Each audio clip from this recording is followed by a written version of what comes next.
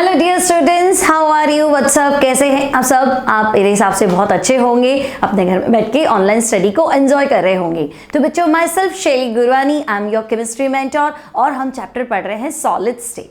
तो बच्चों, आज की सॉलिड स्टेट की क्लास में हम पढ़ने क्या वाले हैं। तो पिछली क्लास में क्या पढ़ा था? तो पिछली क्लास में हमने पढ़ा था सॉलिड क्या होता है।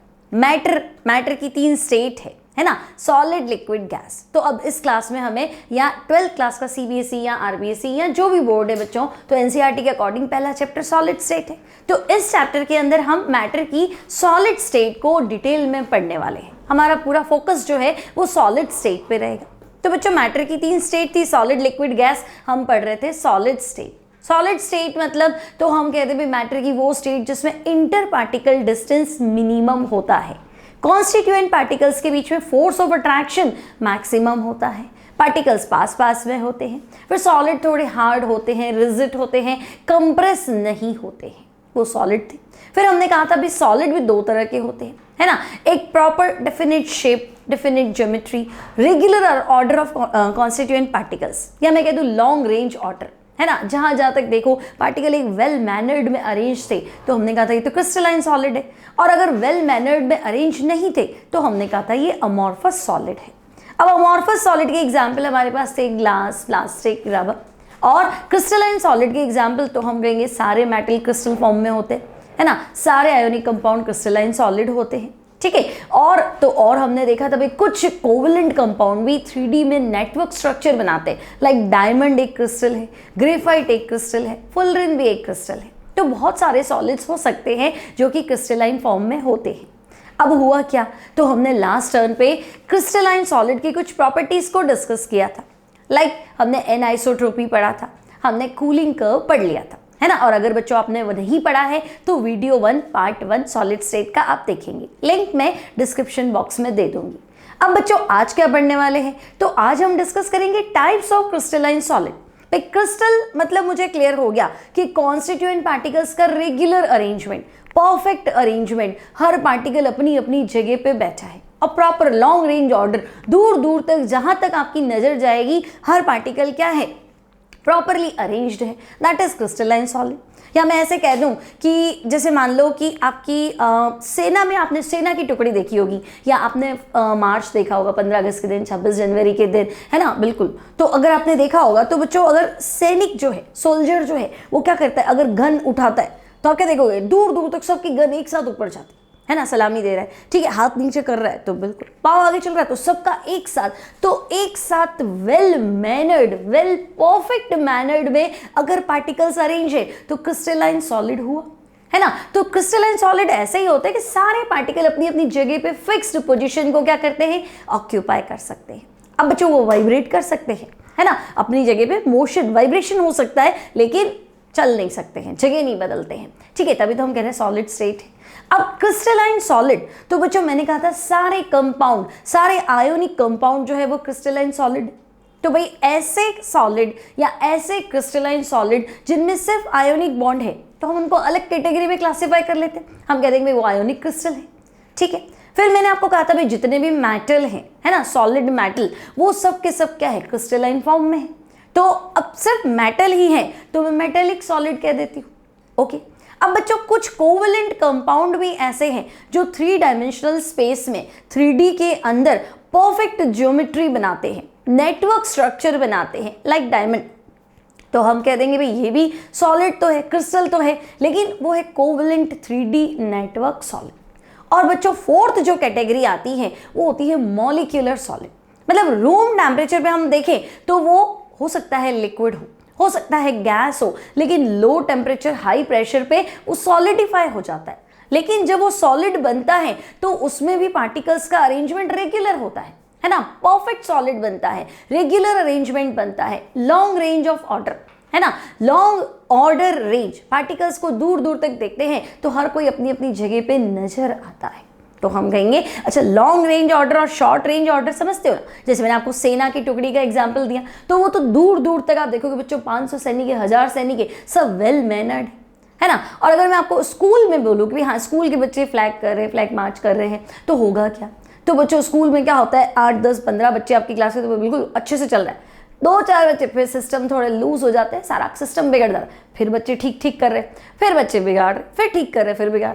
या अगर आपको कहा जाए कि भाई आप रेगुलर ऑर्डर में अरेंज हो जाओ, बैठ जाओ, तो आप क्या देखोगे, बच्चों को अगर अपने आप छूट दे दी जाए कि हाँ भाई क्लास में अरेंज होकर बैठ जाओ, तो आप क्या देखोगे, कुछ बच्चे तो प्रॉपरली अरेंज होंगे, कुछ बच्चे बातें करने के चक्कर में पास आ जाते हैं, फिर ऑर्डर जो है वो बिगड़ जाता है, फिर कुछ रेगुलर ऑर्डर में फिर बिगड़ जाता है। तो वो शॉर्ट रेंज ऑर्डर, कहीं ठीक कहीं गड़बड़, कहीं ठीक कहीं गड़बड़, तो वो होता है अमॉर्फस सॉलिड। लेकिन क्रिस्टलाइन सॉलिड मतलब जहां तक नजर जाएगी सब कुछ जो है वो परफेक्ट होगा, लाइक दिस।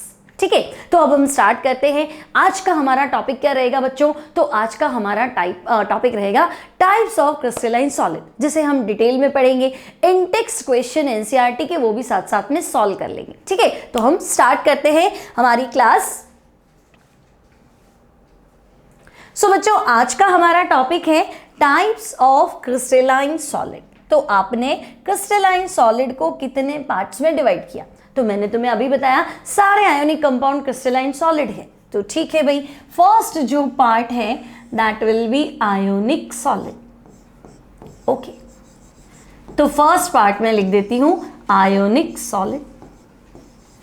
ठीक है, फिर बच्चों मैंने आपको बोला कि जितने भी मेटल है उनमें भी लॉन्ग रेंज ऑर्डर होता है, सब कुछ परफेक्ट होता है, ज्योमेट्री बिल्कुल रेगुलर होती है, तो सारे मेटल है, तो आप कह देना भाई मेटालिक सॉलिड। तो ठीक है, first one ionic solid, second one तो हम कहेंगे भाई मेटालिक सॉलिड।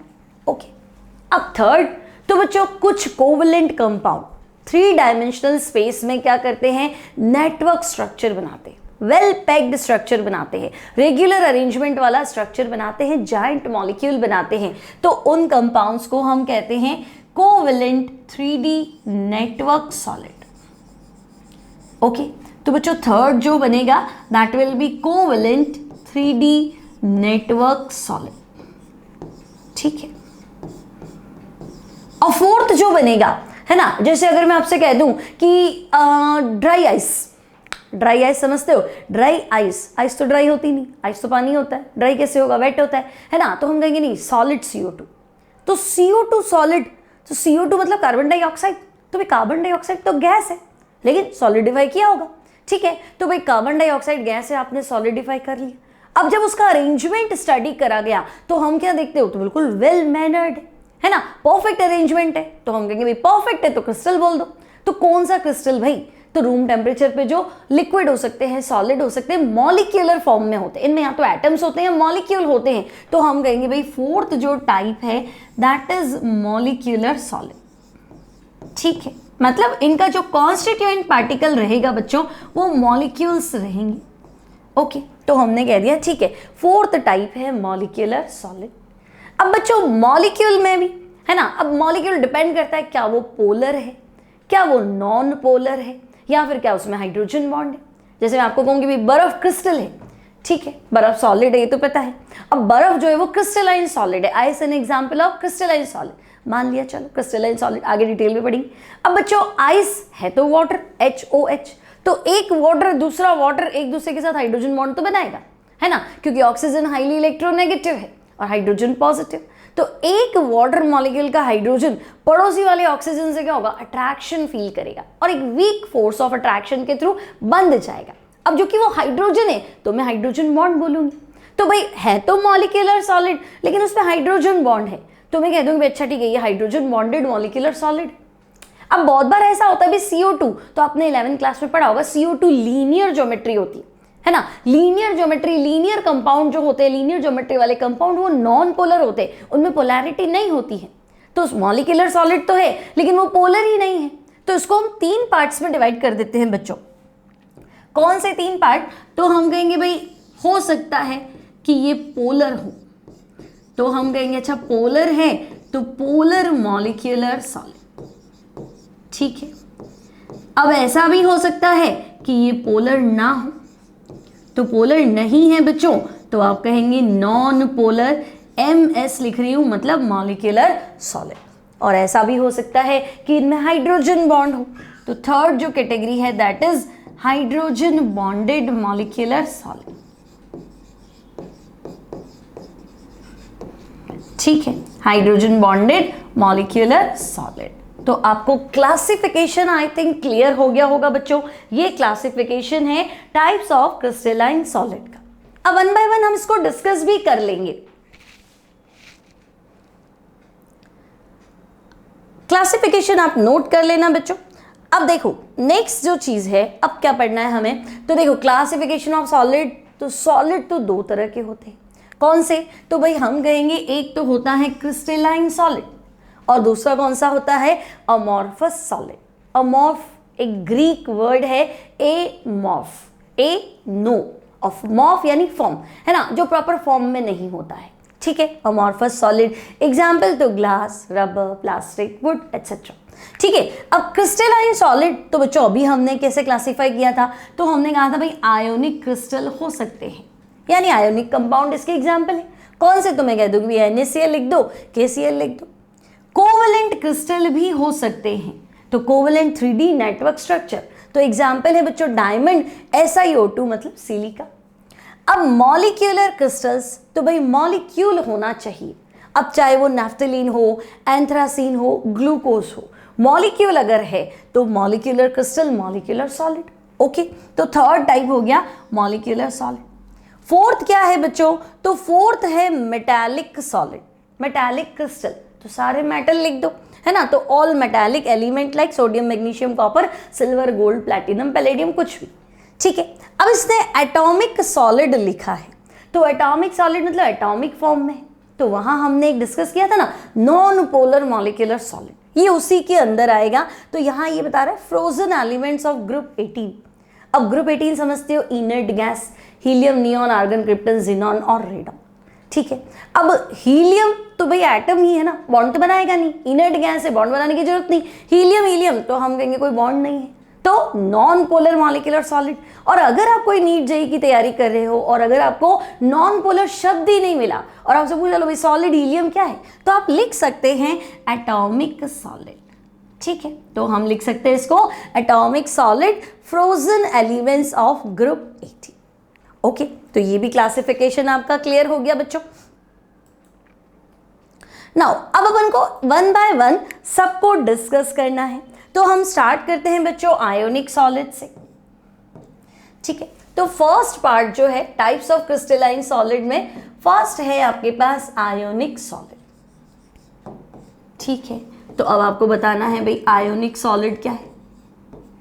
आयोनिक सॉलिड क्या है? तो भी कहूंगी आयोनिक सॉलिड मतलब जिसमें आयोनिक बॉन्ड है। ठीक है, तो फर्स्ट पॉइंट आप मेरे साथ साथ लिखेंगे ionic solid, they have ionic bond. Okay भाई, आयोनिक बॉन्ड होता है आयोनिक सॉलिड। अब आयोनिक बॉन्ड है मतलब आयन से, इसका जो कॉन्स्टिट्यूएंट पार्टिकल है ये किससे बना है? तो आयन से बना है। तो आयन तो दो तरह के हो गए, कैटायन, एनायन। तो बच्चों प्लस और माइनस में क्या होता है? Strong electrostatic force of attraction. Plus और माइनस है तो कूलम्बिक फोर्स होगा ना, तो कूलम्बिक फोर्स लिख दो, इलेक्ट्रोस्टैटिक फोर्स ऑफ अट्रैक्शन लिख दो। ओके, तो सेकेंड पॉइंट हम क्या लिख देंगे? तो हम लिखेंगे दे हैव स्ट्रॉन्ग इलेक्ट्रोस्टैटिक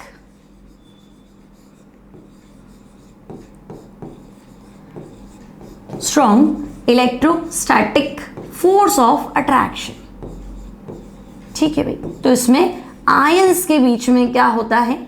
तो हम कहेंगे आयंस के बीच में स्ट्रॉन्ग अट्रैक्शन होता है। ओके, तो electrostatic force of attraction between constituent particle लिख दो या आयंस लिख दो, या आप कह दो between cation and anion. Okay भाई, तो कैटायन और एनायन में क्या होता है? Strong electrostatic force of attraction होता है। अब बच्चों आयोनिक कंपाउंड की तो बहुत सारी प्रॉपर्टी है। आयोनिक कंपाउंड में क्या होता है? मेल्टिंग पॉइंट हाई होता है, बॉइलिंग पॉइंट हाई होता है।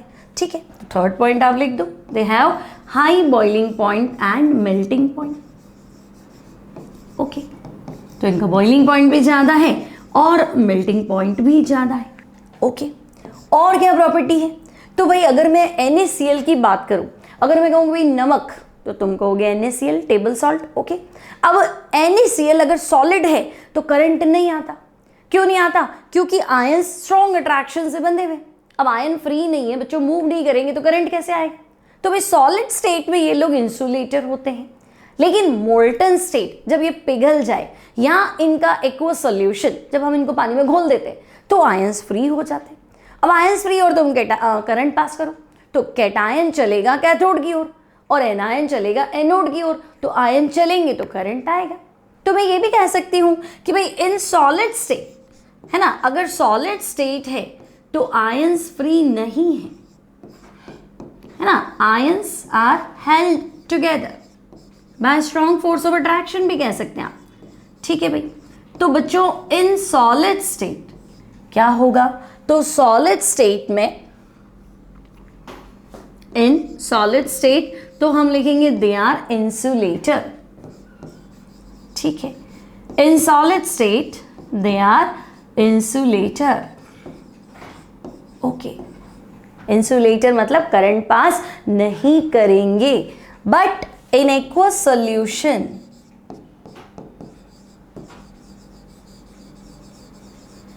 है ना, या तो बच्चों एक्वस सॉल्यूशन हो, ठीक है, या क्या हो तो हम कहेंगे मोल्टन स्टेट। तो उस स्टेट में क्या होगा, तो हम कहेंगे जब पिघले हुए हैं तो आयन दूर दूर है, पानी में घोला तब भी आयन क्या है, दूर दूर है। तो बच्चों इन एक्वस सॉल्यूशन या molten state ions are free. ठीक है, ions are free to move.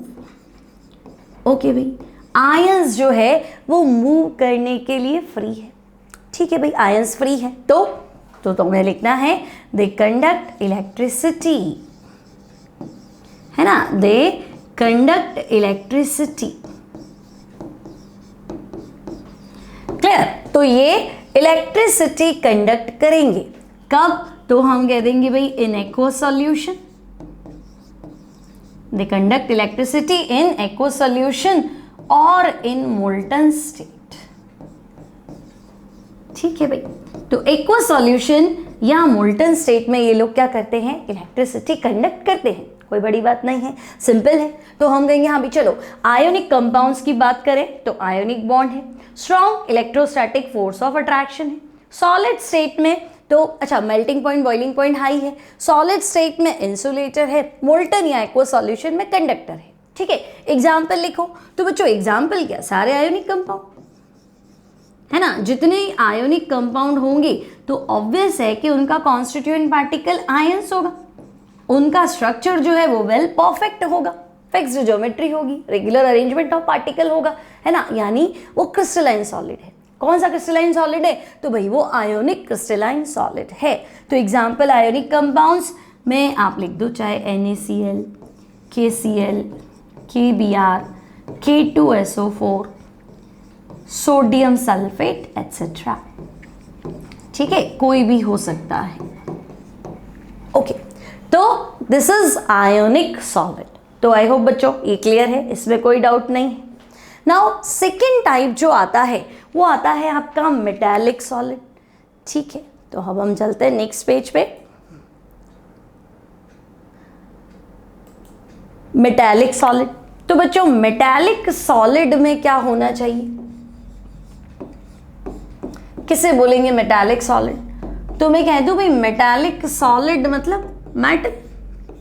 Metal मतलब कॉपर, सिल्वर, गोल्ड, प्लैटिनम, कुछ भी ले लो, सोडियम, मैग्नीशियम, कैल्शियम, सब मेटल है।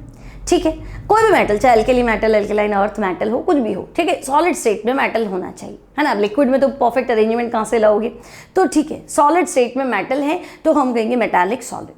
अब मेटल में क्या होता है बच्चों, तो मेटल मतलब ऐसा एलिमेंट जो इलेक्ट्रॉन लूज करने के लिए रेडी है, तैयार है, उसको इलेक्ट्रॉन लूज करना ही है। या हम ऐसे कहते हैं जो इलेक्ट्रॉन लूज करता है वो मेटल और जो गेन करता है वो नॉन मेटल। तो बच्चों मेटल का जो क्रिस्टल है उसमें अरेंजमेंट जो है वो ऐसा होता है, मेटल इलेक्ट्रॉन उसका फ्री होता है, एक इलेक्ट्रॉन, एक से ज्यादा इलेक्ट्रॉन हो सकते हैं। तो मेटेलिक सॉलिड के अंदर, मेटालिक क्रिस्टल के अंदर मेटल्स जो है, मेटल आयन जो है वो बिल्कुल एक सी की तरह होते हैं, समुंदर है, metal electron metal electron metal electron. ठीक है, इस तरह से अरेंज होते हैं। अब वो इलेक्ट्रॉन फ्री है मूव करने के लिए, तो भाई इलेक्ट्रॉन फ्री है तो मैं कह दूं कि भाई मेटालिक सॉलिड कंडक्टर होता है ना। अब मेटल की प्रॉपर्टी क्या होती है, तो मेटल सॉलिड है, हार्ड है, रिजिड है, ये तो सबको पता है। फिर मेटल का स्पेशल कैरेक्टर है बच्चों, वो मेलिएबल होता है, वो डक्टाइल होता है। है ना, मेलिएबल होता है, मतलब उसको हैमर से मारेंगे ना, उसको पीटेंगे तो वो परफेक्ट शेप ले सकता है। और डक्टाइल होता है, मतलब उसको पतली पतली तार में कन्वर्ट कर सकते हैं। तो मेटल की शीटें बना सकते हैं, है ना, शीट बना दो, तार बना दो, मतलब metals are malleable and ductile. ठीक है, कंडक्टर तो है ही। अब चाहे हीट कंडक्टर हो, चाहे इलेक्ट्रिसिटी कंडक्टर हो, भाई इलेक्ट्रॉन फ्री है ना, तो करंट जैसे ही पास करोगे तो इलेक्ट्रॉन जो है वो पॉजिटिव साइड की तरफ चलेंगे, तो इलेक्ट्रॉन का चलना, फ्लो ऑफ इलेक्ट्रॉन, तो तुम कहोगे कंडक्टर। ठीक है, और अगर हीट एनर्जी होती है तब भी इलेक्ट्रॉन क्या करते हैं, उस हीट को लेके एनर्जी बढ़ जाती है तो वो मूव करते हैं, तो हीट चलती है साथ साथ में, तो हीट का भी क्या हो गया, कंडक्टर हो गया। तो मेटेलिक सॉलिड तो आप कहोगे हीट का कंडक्टर है, इलेक्ट्रिसिटी का कंडक्टर है ना, और मेटल एटम जो है, मेटल आयन जो है वो बिल्कुल इलेक्ट्रॉन की सी में क्या है, डूबे हुए। मेटल इलेक्ट्रॉन या मेटल आयन इलेक्ट्रॉन, इस तरह से अरेंजमेंट है। ठीक है, तो नेक्स्ट टॉपिक लिखना है बच्चों आपको मेटेलिक सॉलिड। अब इसमें क्या लिखेंगे आप, तो आपको लिखना है इसमें मेटल जो है पॉजिटिव आयन और फ्री इलेक्ट्रॉन के सी में रहते हैं। इन सच सॉलिड्स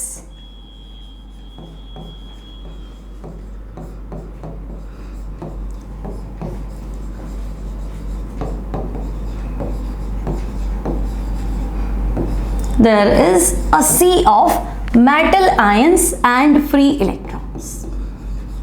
ठीक, क्योंकि देखो मेटल इलेक्ट्रॉन छोड़ेगा तो वो मेटल एटम नहीं है, और वो मेटल आयन है। ठीक है, पॉजिटिव आयन भी कह सकते हो, एंड फ्री इलेक्ट्रॉन। ठीक है, ऐसा इसलिए लिख रहे हैं क्योंकि हमें एक्सप्लेन करना है कि भाई ये कंडक्टर होते हैं। ठीक है, तो due to free electrons they are conductor। ठीक है, due to free electrons they are good conductors।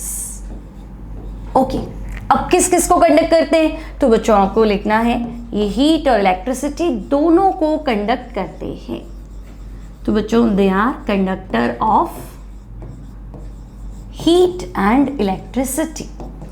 Okay, तो मेटालिक क्रिस्टल है तो हीट भी पास होती है, थर्मल कंडक्टिविटी होती है, और इलेक्ट्रिसिटी भी कंडक्ट करते हैं। ओके, अब बच्चों मेटालिक सॉलिड तो हम कहेंगे भाई ये सॉलिड है, हार्ड है, रिजिड है ना। अब इनमें ऐसा नहीं है कि सॉलिड स्टेट में तो कंडक्टर है, मोल्टन स्टेट में नहीं है ना। मेटल है तो करंट तो आएगा।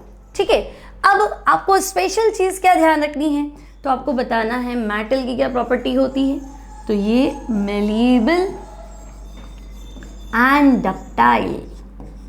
they are malleable and ductile in nature। ठीक है, ये आपको कुछ पॉइंट्स ध्यान रखने हैं मेटालिक सॉलिड से रिलेटेड। अब एग्जाम्पल क्या हुआ बच्चों, तो एग्जाम्पल आप मेटल लिख दो, palladium, platinum, copper, silver, gold, rubidium, sodium, magnesium. ठीक है, कोई भी मेटल लिख दो तो वो एग्जाम्पल माना जाएगा किसका, मेटेलिक सॉलिड का। क्लियर, यहां तक आई थिंक कोई दिक्कत नहीं आना चाहिए। अब नेक्स्ट जो आएगा बच्चों, that will be covalent 3D network solid. ठीक है, तो नेक्स्ट हम देखते हैं covalent 3D network solid.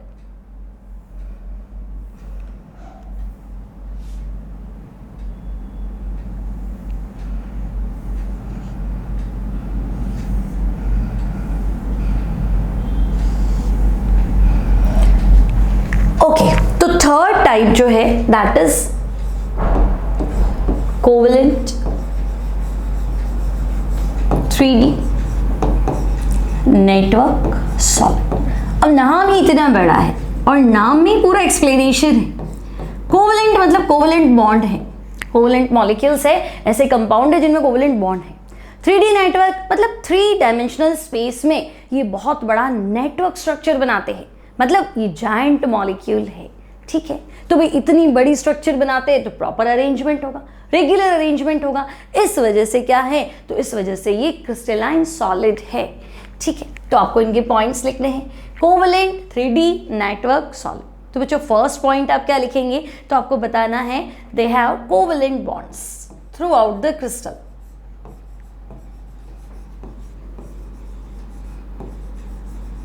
They have covalent bonds covalent bond किस में होगा? दो एटम के बीच में ही तो होगा, जितने भी एटम है सब में क्या होगा? Covalent bond. तो they have covalent bonds between atoms throughout the crystal. पूरे के पूरे क्रिस्टल में जब आप देखेंगे तो आप क्या देखेंगे? सब एटम जो है सब के बीच में क्या है? तो बच्चों कोवेलेंट बॉन्ड है। तो covalent bond between atoms throughout the crystal. Okay, तो भाई कंप्लीट क्रिस्टल में कोवेलेंट बॉन्ड है। अब तो बच्चों they form network structure, they form network structure. 3 dimensional space में बहुत बड़ा नेटवर्क स्ट्रक्चर बनाते हैं। ओके, तो they form network structure in 3 dimensional space. Okay, तो भाई 3D स्पेस में क्या करते हैं? बहुत बड़ी नेटवर्क स्ट्रक्चर बनाते हैं। तो मैं कह दूं जाइंट मॉलिक्यूल है। ओके, तो they are also called giant molecules. They are also called, तो हम कहेंगे इन्हें, हम कहेंगे जाइंट मॉलिक्यूल्स। ठीक है भाई, तो ये जाइंट मॉलिक्यूल्स होते हैं 3D में बहुत बड़ा स्ट्रक्चर बनाते हैं। तो जाइंट स्ट्रक्चर है तो जाइंट मॉलिक्यूल आप कह सकते हो। बॉन्ड कौन सा है? तो भाई बॉन्ड तो इनके अंदर कोवेलेंट ही है। ठीक है, और क्या? तो हम कहेंगे भाई हार्ड हो सकते हैं, ब्रिटल हो सकते हैं, सॉलिड फॉर्म में तो है। अब कोवेलेंट बॉन्ड है तो करंट तो आने से रहा, इतनी देर से कंडक्टिविटी पढ़ रहे हैं तो करंट नहीं आता है। लेकिन ग्रेफाइट, तो फिर ग्रेफाइट एक ऐसा कोवेलेंट 3D नेटवर्क सॉलिड है जिसमें करंट आता है, ताकि जनरली इनमें करंट नहीं आता है। तो मैं लिख दूं जनरली दे आर इंसुलेटर। ठीक है, तो generally they are insulator. Generally तो इनमें कोई करंट आना है नहीं। ओके, एक्सेप्शन, तो बच्चों एक्सेप्शन आप लिख देना ग्रेफाइट। ग्रेफाइट को छोड़ के ये जनरली क्या होते हैं? इंसुलेट। अब ऐसे कौन कौन से कंपाउंड है जिनका 3 डायमेंशनल स्पेस में नेटवर्क स्ट्रक्चर है, बहुत बड़ी ज्योमेट्री है, जाइंट मॉलिक्यूल है? तो हम कहेंगे हैं, बिल्कुल है। कौन है? तो बच्चों डायमंड है। ठीक है, डायमंड के बाद ग्रेफाइट भी है। ओके, तो डायमंड, ग्रेफाइट, SiC। SiC होता है बच्चों सिलिकॉन कार्बाइड। ठीक है, बहुत बार क्वेश्चन आता है कंपटीशन में, सिलिकॉन कार्बाइड, इसका दूसरा नाम है बच्चों कार्बोरेंडम। तो नाम सारे याद रखने, नाम पे क्वेश्चन है एक्चुअली। ठीक है, तो सिलिकॉन कार्बाइड या कार्बोरेंडम। और भी हो सकते हैं बच्चों बोरॉन कार्बाइड, B2C, है ना। बोरॉन कार्बाइड जो है उसमें एक खास बात भी है, वो है हार्डर देन डायमंड। डायमंड से ज़्यादा कठोर तो हमने कुछ पढ़ा ही नहीं, लेकिन बोरॉन कार्बाइड जो है भाई डायमंड एक मटेरियल है, डायमंड का फॉर्मूला तो आपसे कहा जाए तो आपको कोई कार्बन, लेकिन B2C कंपाउंड है ना, और उसकी हार्डनेस जो है वो डायमंड से भी ज़्यादा है। ठीक है, तो बोरॉन कार्बाइड जो है हार्डर देन डायमंड। तो बुलेट प्रूफ जैकेट्स जो बनते हैं, है ना, बुलेट प्रूफ कपड़े जो होते हैं सेना वाले, है ना, या नेताओं के लिए, पॉलिटिशियंस के लिए, सोल्जर्स के लिए, तो बुलेट प्रूफ जैकेट बनाने के लिए काम क्या आता है? तो हम कहेंगे B2C, बोरॉन कार्बाइड, वो भी इसी का एग्जाम्पल है। ठीक है, और एग्जाम्पल तो हम कह देंगे सिलिका, SiO2 एटसेट्रा। ठीक है, तो ये हो गया हमारा कोवेलेंट 3D नेटवर्क सॉलिड। कोई डाउट नहीं आता। अब बच्चों डायमंड और ग्रेफाइट का जो स्ट्रक्चर है वो थोड़ा हमें डिस्कस करना है। अब देखो, पहला है बच्चों डायमंड का स्ट्रक्चर, दूसरा है ग्रेफाइट का स्ट्रक्चर। अब डायमंड के अंदर कार्बन जो है वो 4 बॉन्ड बनाएगा। हाइब्रिडाइजेशन जो होता है बच्चों दैट इज sp3, है ना, और बहुत सारे टेट्राहाइड्रन जो है वो रेगुलर ऑर्डर में अरेंज्ड होते हैं। तो सारे टेट्राहाइड्रन ही है ना, टेट्राहाइड्रल ज्योमेट्री कह सकते हो। सारे टेट्राहाइड्रन जो है वो एक वेल मैनर्ड स्ट्रक्चर में क्या है? अरेंज्ड है। ठीक है, और डायमंड में कार्बन कार्बन बॉन्ड लेंथ आपको दे दी 154 पिकोमीटर। ठीक है, तो ये तो हो गया बच्चों स्ट्रक्चर किसका? तो हम कहेंगे डायमंड का। सेकेंड जो स्ट्रक्चर दिया है बच्चों that is structure of graphite. अब ग्रेफाइट के अंदर कार्बन जो है बच्चों उसका हाइब्रिडाइजेशन है sp2। ठीक है, अगर कोई पूछे डायमंड में कार्बन का हाइब्रिडाइजेशन तो आपको बताना है sp3, कार्बन टेट्राहेड्रल वे में अरेंज्ड है। ठीक है, ग्रेफाइट में पूछे तो sp2। और स्ट्रक्चर जो है बच्चों देखो दिख रहा है हेक्सागन्स और लेयर, है ना, हेक्सागोनल लेयर्ड स्ट्रक्चर। ओके, तो ग्रेफाइट में sp2 हाइब्रिडाइजेशन, स्ट्रक्चर कैसा है तो हम कहेंगे बच्चों हेक्सागोनल लेयर्ड स्ट्रक्चर। ठीक है भाई, हेक्सागोनल लेयर्ड स्ट्रक्चर, यहां तक भी दिक्कत नहीं। अब ग्रेफाइट में कार्बन कार्बन के बीच की दूरी, है ना, बॉन्ड लेंथ कह दो, distance between two carbon atom कह दो तो 142, और ये लेयर जो है ये थोड़ी दूर होती है। एग्जाम्पल हमने पहले भी एनाइसोट्रोपी में डिस्कस किया था, ठीक है, और इनमें वेन डर वाल फोर्स ऑफ अट्रैक्शन होता है लेयर्स के बीच में। तो यहाँ जो है लेयर्स के बीच का डिस्टेंस जो है दैट इज 340 पिकोमीटर। ठीक है, तो भाई कार्बन कार्बन के बीच की डिस्टेंस आ गई, लेयर्स के बीच का डिस्टेंस आ गया। अब बच्चों ग्रेफाइट जो है, डायमंड की बात करूं तो तुम कह देना भाई ये तो इंसुलेटर है।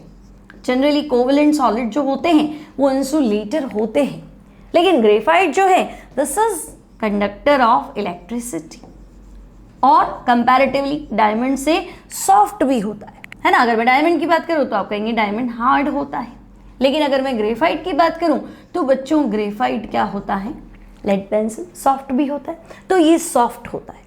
ठीक है, तो ये हमारा थर्ड टाइप हो गया कोवेलेंट नेटवर्क सॉलिड। समझ में आ गया अच्छे से, कोई तकलीफ नहीं है इसके अंदर।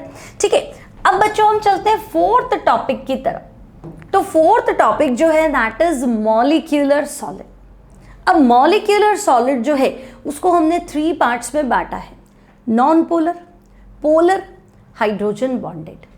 अब नॉन पोलर से बच्चों क्या समझे, तो देखो अगर मैं तुम्हें कहूं नॉन पोलर मॉलिक्यूलर सॉलिड, ठीक है, तो भाई नॉन पोलर मॉलिक्यूलर सॉलिड तो देख के ही लग रहा है कि भाई इसमें जो मॉलिक्यूल्स होंगे वो क्या होंगे, तो इसमें जो मॉलिक्यूल्स होंगे वो नॉन पोलर होंगे। पहली बात तो मॉलिक्यूलर सॉलिड क्या होता है, तो हम कहेंगे जनरली ऐसे कुछ कंपाउंड्स है जो रूम टेम्परेचर पे गैस होते हैं या लिक्विड होते हैं, बट हाई प्रेशर पे, लो टेम्परेचर पे वो सॉलिडिफाई होते और क्रिस्टलाइन फॉर्म में अरेंज होते, उन्हें हम कहते हैं मॉलिक्यूलर सॉलिड। फिर हमने 3 पार्ट्स में डिवाइड कर दिया, क्योंकि अब जो आपका बेसिक मटेरियल है वो तो मॉलिक्यूल है। ठीक है, तो बेसिक मटेरियल जो है बच्चों वो मॉलिक्यूल है, एटम भी हो सकता है इस केस में क्योंकि इनर्ट गैस भी थी, है ना, तो हमने एक एटॉमिक क्रिस्टल भी देखा था। ठीक है, तो इनमें क्या होगा, तो हम कहेंगे भाई इनमें जो कॉन्स्टिट्यूएंट पार्टिकल है वो नॉन पोलर है, उनमें पोलैरिटी नहीं है।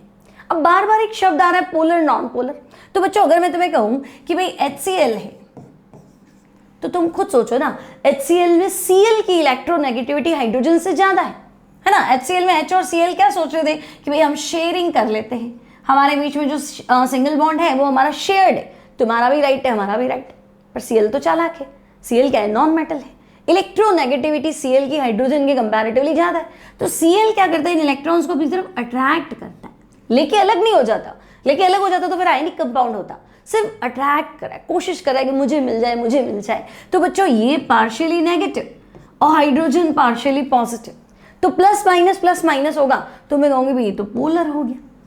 ठीक है, लेकिन अगर मैं तुम्हें कहूं कि भाई Cl और Cl के बीच में सिंगल बॉन्ड है, ठीक है, तो बच्चों सिंगल बॉन्ड मतलब 2 इलेक्ट्रॉन है और वो शेयर्ड है।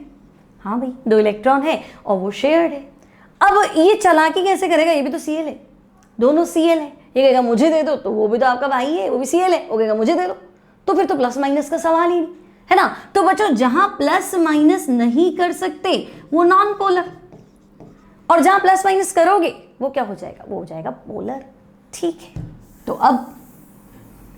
अब आपको क्या देखना है कि भाई पोलर और नॉन पोलर तो आपका क्लियर है। तो बच्चों नॉन पोलर मॉलिक्यूलर सॉलिड, तो हम कहेंगे इनके जो कॉन्स्टिट्यूएंट पार्टिकल्स है वो नॉन पोलर है। अब नॉन पोलर में जब दोनों ही कॉन्स्टिट्यूएंट पार्टिकल, दोनों ही मॉलिक्यूल नॉन पोलर हो, तो बच्चों नॉन पोलर में सबसे वीकेस्ट फोर्स ऑफ अट्रैक्शन होता है वेन डर वाल फोर्स, और कौन सा, तो आपने 11th क्लास में पढ़ा था, लंडन फोर्स या डिस्पर्जन फोर्स या instant dipole induced dipole interaction. ठीक है, तो आपको बताना है कि भाई इनमें फोर्स ऑफ अट्रैक्शन कौन सा है, तो they have London forces. Okay भाई, है ना, या आप कह सकते हो डिस्पर्जन फोर्सेस। ठीक है, अब बच्चों प्रॉपर्टी जो है इंसुलेटर होंगे तो हम कहेंगे फ्री इलेक्ट्रॉन लाएंगे कहाँ से, सॉफ्ट होंगे, वो भी ठीक है, सॉफ्ट है तो मेल्टिंग पॉइंट कम है, वो कोई बड़ी बात नहीं है। अब CO2, तो तुम सोचो CO2 मैंने आपको अभी बताया था भी इसकी ज्योमेट्री ही लीनियर थी, है ना। तो लीनियर ज्योमेट्री बच्चों 11th क्लास में पढ़ा था। ये ऑक्सीजन इलेक्ट्रॉन को अपनी तरफ अट्रैक्ट करता है, ये ऑक्सीजन अपनी तरफ अट्रैक्ट करता है, इस वजह से इसका डाइपोल मोमेंट 0 हो जाता है। और बच्चों जिस कंपाउंड का डाइपोल मोमेंट 0 होता है that should be non polar, तो ये नॉन पोलर है, ठीक है। तो भाई CO2 मतलब सॉलिड CO2, क्योंकि आप तो सॉलिड्स के टाइप पढ़ रहे हो तो आपको CO2 तो गैस है, तो रूम टेम्परेचर पे तो गैस ही है, लेकिन रूम टेम्परेचर की बात नहीं चल रही, जब सॉलिडिफाई करेंगे तब, ठीक है। अब CCl4 hydrogen argon, inert gas जो भी आएगी वो इसी में आएगी बच्चों, सॉलिड फॉर्म में इनर्ट गैस जो आएंगी वो सब जो आएंगी वो होंगी नॉन पोलर मॉलिक्यूलर सॉलिड। अब पोलर तो हम कहेंगे ये भी सॉफ्ट होगा, इलेक्ट्रिसिटी कंडक्ट नहीं करेगा, मेल्टिंग पॉइंट कम होगा। लेकिन पोलर में आप सोचो, आपने पढ़ रखा है कि भाई पोलर का मतलब तो हमारे को क्लियर है। अगर मैं आपसे कहूं बच्चों पोलर मॉलिक्यूलर सॉलिड, तो आप कहेंगे पोलर मतलब क्या, एक पार्ट पॉजिटिव और दूसरा पार्ट नेगेटिव। तो बच्चों ये एक डाइपोल है और हमेशा एक डाइपोल के पास दूसरा डाइपोल इस तरह से रहता है कि ऑपोजिट आयन पास पास में रहे, प्लस रहेगा मेरे पास माइनस रहे, माइनस रहेगा मेरे पास प्लस रहे, तो प्लस माइनस ऑपोजिटली चार्ज्ड हिस्से जो है वो अपनी ओर क्या कर रहे हैं, अट्रैक्ट कर रहे हैं, तो ऑपोजिटली चार्ज हिस्से पास पास रहते हैं, तो इसे हम कहते हैं क्या, तो इसे आपने पढ़ा था क्लास 11th में बच्चों, डाइपोल डाइपोल इंट्रैक्शन। ओके तो यहाँ क्या है, तो भाई यहाँ है डाइपोल डाइपोल इंट्रैक्शन, ठीक है। तो बच्चों पोलर मॉलिक्यूलर सॉलिड तो आप कहेंगे इनमें डाइपोल डाइपोल इंट्रैक्शन होता है, नॉन पोलर तो इनमें लैंडन फोर्सेस होते हैं। अब हाइड्रोजन बॉन्डेड, तो बच्चों हाइड्रोजन बॉन्ड कंपैरेटिवली क्या होता है, थोड़ा सा मजबूत होता है इनसे, हालांकि वीक फोर्स ऑफ अट्रैक्शन में आता है बट ये तो बिल्कुल ही वीक है, तो उससे थोड़ा ठीक होता है। अब बर्फ, तो बर्फ में आपने देखा है ना, बर्फ क्या होती है, सॉलिड होती है, थोड़ी हार्ड होती है, ठीक है। ग्लूकोज है, फ्रक्टोज है, शुगर है, तो इन सब में हाइड्रोजन बॉन्ड होता है, ठीक है। तो एग्जाम्पल वाटर लिखा है, आइस आप लिख सकते हैं, ग्लूकोज आप लिख सकते हैं, फ्रक्टोज आप लिख सकते हैं, शुगर। लेकिन शर्त क्या है, तो भाई शर्त है इनमें हाइड्रोजन बॉन्ड होता है, मॉलिक्यूल्स के बीच में हाइड्रोजन बॉन्ड होता है, मतलब हाइड्रोजन होना जरूरी है कंपाउंड के अंदर। मैं कहती हूँ CO2 में हाइड्रोजन बॉन्ड होगा क्या, ड्राई CO2 सॉलिड CO2, तो तुम कहोगे CO2 में तो हाइड्रोजन है ही नहीं, तो हाइड्रोजन बॉन्ड कहाँ से लाऊंगा, है ना। तो हाइड्रोजन होना जरूरी है, मतलब वाटर, ग्लूकोज, शुगर और फ्रक्टोज जितनी भी शुगर है सारी की सारी हाइड्रोजन बॉन्डेड मॉलिक्यूलर सॉलिड। कौन सा फोर्स ऑफ अट्रैक्शन है, तो हम कहेंगे इनमें इंटरमॉलिक्यूलर फोर्सेस कौन सा है, हाइड्रोजन बॉन्ड है ना, इंटरमॉलिक्यूलर हाइड्रोजन बॉन्ड होता है, दैट्स व्हाई ये क्या होते हैं, सॉलिड फॉर्म में होते हैं। क्लियर, यहाँ तक कोई दिक्कत नहीं। तो मैं मान लूँ आपको मॉलिक्यूलर सॉलिड भी अच्छे से क्लियर हो गया होगा बच्चों, ठीक है। तो पोलर हो गया, नॉन पोलर हो गया और मॉलिक्यूलर सॉलिड भी हो गया। अब हम क्या करते हैं, इनका कंपैरेटिवली स्टडी कर लेते हैं बच्चों। यहाँ हम पहुँच गए, यहाँ चले जाते हैं, ठीक है। तो ये आपकी बुक में दिया हुआ है, इसी तरह का एक स्लाइड दिया हुआ है, टेबल दिया हुआ है, तो कंपैरेटिवली स्टडी हो जाएगी। तो हमने आज की क्लास में क्या पढ़ा, तो हमने देखा भाई 4 तरह के क्रिस्टलाइन सॉलिड होते हैं। ओके, तो भाई क्रिस्टलाइन सॉलिड्स को हमने 4 पार्ट्स में डिवाइड किया,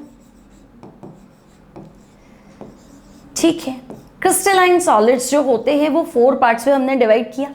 तो पहला हमने क्या डिस्कस किया था, पहला हमने आयोनिक सॉलिड पढ़ लिया था, ओके। दूसरा क्या पढ़ा था, तो हमने मेटालिक पढ़ लिया था। थर्ड क्या था, तो कोवेलेंट था। और फोर्थ क्या था, तो भाई फोर्थ था मॉलिक्यूलर सॉलिड, ठीक है। अब बच्चों molecular solid non polar, polar, hydrogen bond, okay. होगा तो मॉलिक्यूल ही ना, तो हम कहेंगे हाँ इनका जो कॉन्स्टिट्यूएंट पार्टिकल है दैट इज मॉलिक्यूल।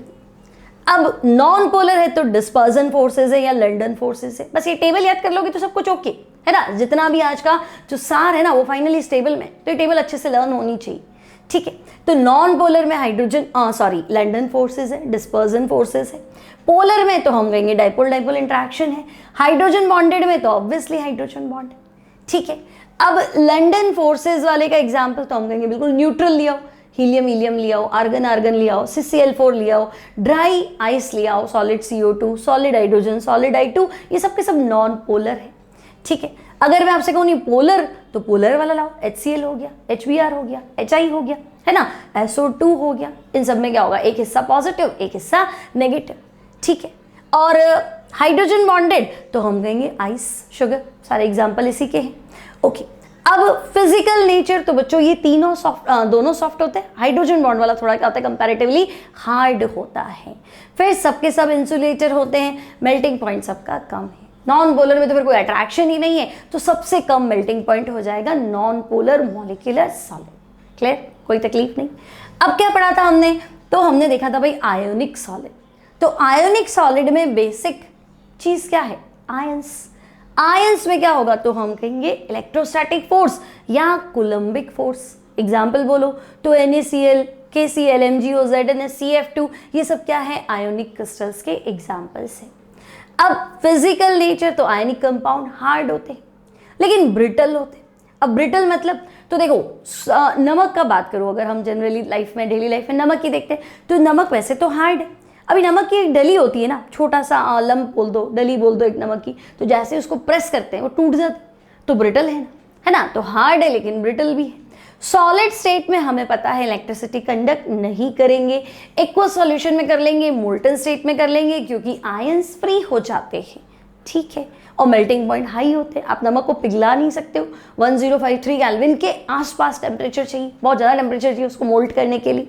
ठीक है, अब मेटालिक सॉलिड तो बच्चों मेटालिक में मेटल एटम तो है, लेकिन मैंने आपको कहा था मेटेलिक क्रिस्टल यूं नहीं है कि कॉपर कॉपर कॉपर, नहीं, कॉपर उसका इलेक्ट्रॉन, कॉपर उसका इलेक्ट्रॉन, तभी तो करंट आ जाता है फट से, क्योंकि इलेक्ट्रॉन फ्री रहते हैं। तो positive ions in a sea of delocalised electron. अब डीलोकलाइज्ड मतलब जो अपनी जगह पे नहीं बैठता है, जो घूमता रहता है। तो आयन तो अपनी जगह पे है, वो तो रेगुलर अरेंजमेंट है, लेकिन इलेक्ट्रॉन जो है वो कहीं शांति से बैठता ही नहीं, वो चलता रहता है, मोबाइल होता है वो तो डीलोकलाइज्ड इलेक्ट्रॉन। बॉन्ड कौन सा है, तो metallic bond. Example metal atom लिख दो। फिर मेटल है तो ऑब्वियसली हार्ड होगा, मेलिएबल होता है, डक्टाइल होता है, कंडक्टर होता है, चाहे सॉलिड स्टेट हो चाहे मोल्टन स्टेट हो, करंट पास करता है। और ऑब्वियस है मेटल कब से पिघलने लग गया, तो मेल्टिंग पॉइंट मेटल का हाई होता है। ठीक है, नेक्स्ट बच्चों तो कोवलेंट नेटवर्क सॉलिड। अब इसमें एटम्स होते हैं और एटम एटम के बीच में क्या होता है, 3D में बहुत बड़ा नेटवर्क स्ट्रक्चर होता है। ओके, तो कॉन्स्टिट्यूएंट पार्टिकल एटम है, बॉन्डिंग इनकी कोवलेंट है। एग्जाम्पल तो हम कहेंगे सिलिका, है ना, मिट्टी जिसे हम बोलते हैं क्वार्ट्ज। ठीक है, silicon carbide, carbon diamond, aluminium nitride, carbon graphite etcetera. Okay, फिर बाय नेचर सॉफ्ट भी होते हैं और हार्ड भी। भाई अगर ग्रेफाइट है तो सॉफ्ट है, और बाकी जनरली सारे क्या है, हार्ड है। इंसुलेटर है ही, क्योंकि इलेक्ट्रॉन तो बंद गए ना कोवलेंट बॉन्ड के थ्रू, है ना, तो वो फ्री नहीं है, तभी तो नेटवर्क बनाया है। ओके, फिर कंडक्टर में एक ग्रेफाइट आपको पता है हर बार परेशान करेगा, बाकी तो कोई कंडक्टर नहीं है, लेकिन हाँ ग्रेफाइट जो है वो कंडक्टर हो सकता है। और इतनी जायंट ज्योमेट्री है, इतना बड़ा मॉलिक्यूल है, तो मेल्टिंग पॉइंट बहुत ज़्यादा होगा। क्लियर, तो बच्चों ये सारे हो गए हमारे सॉलिड्स, है ना, आप इनको देख सकते हैं जितने भी सॉलिड्स हमने स्टडी करे हैं। ठीक है, तो बच्चों आज की क्लास हमारी इतनी, ज़्यादा पढ़ाऊंगी तो थक जाओगे, है ना, तो ये सारे हमारे पॉइंट्स हो गए क्लियर, डिस्कस हो चुके हैं। अब नेक्स्ट क्लास में आपको क्या मिलने वाला है, तो एनसीईआरटी में इंटेक्स क्वेश्चन, है ना, इनसे रिलेटेड जो भी इंटेक्स क्वेश्चन है वो, प्लस आपको एक क्विज मिलेगा जो आपको सॉल्व करना है ना। क्विज में क्वेश्चन है, 4 ऑप्शन है, आप स्टॉप कर दो, अपने आप सॉल्व करो, आ गया तो आगे कर दो स्किप बढ़ के, नहीं तो देख लो भाई कैसे सॉल्व करना है, इससे प्रैक्टिस थोड़ी अच्छी हो जाएगी।